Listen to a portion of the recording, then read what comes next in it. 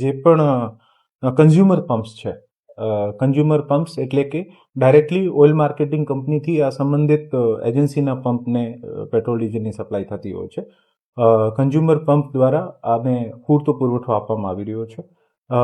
એવું થઈ શકે છે, અમુક કેસીસમાં એવું જાણવા મળ્યું છે કે આ તમામ મોટા કોન્ટ્રાક્ટર જે છે હવે કન્ઝ્યુમર પંપ ઉપર નહીં જઈને, કારણ કે કન્ઝ્યુમર પંપના ભાવમાં અને માર્કેટના ભાવમાં તફાવત છે, તો આ લોકો રિટેલમાં લેવાનું શરૂ કરે છે અને આના કારણે આ બધું ઇસ્યુ ડેવલપ થાય છે. અમે આ તમામને પણ રિક્વેસ્ટ કરીએ છીએ કે જે સૂચનાઓ છે કે આપ કન્ઝ્યુમર પંપથી લો, પણ બહુ ડિફિકલ્ટ છે, કારણ કે આનું બહુ નાના નાના વ્હીકલ્સ જે રિટેલથી લેતા હોય તો પણ આપણે ઇન્શ્યોર નહીં કરી શકતા કે આ ક્યાંથી થાય છે.